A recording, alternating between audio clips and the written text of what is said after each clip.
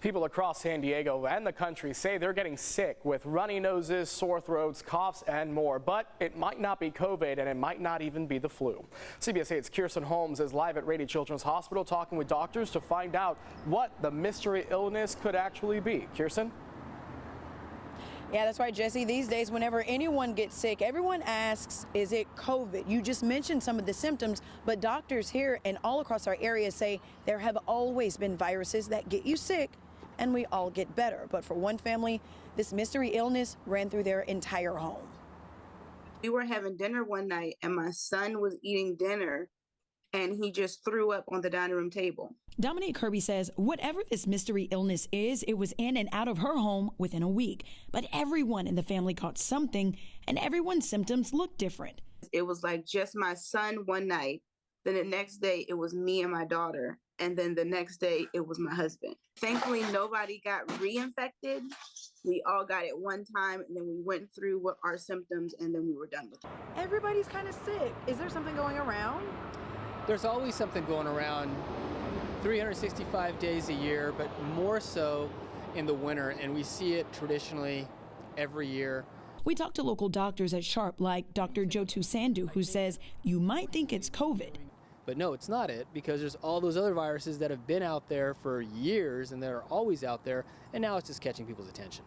There are some viruses like adenovirus that can cause respiratory symptoms as well as gastrointestinal symptoms. And every virus sometimes affects different people in different ways. Dr. Alice Pong at Rady's Children's Hospital says because symptoms vary, we have to remain vigilant if you or someone you love is sick for too long. Some of these viral infections can lead to secondary bacterial infections. And so if you have persistent symptoms, that's when you should go see your doctor. If your symptoms are getting worse past about 7 to 10 days, or if you're at about 4 days of fever. And when it comes to figuring out if it's the flu or COVID, there's a newly FDA-approved test designed to be used at home that tests for both.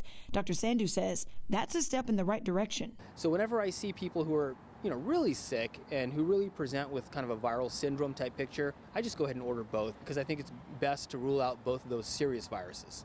So what should you do if you're not sick enough to go to the doctor, but everyone is working on feeling better? Dominique says as soon as you can, get to cleaning and disinfecting. And after that, the other thing I like to do is open the windows and get some fresh air in the house to try and get the, as my grandma would say, try to get the sickness out and bring the clean air in.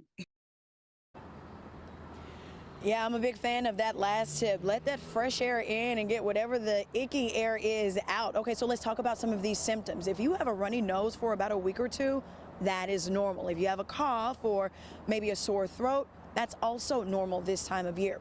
Doctors say some patients, kids or adults, may or may not have a fever, so, check for that.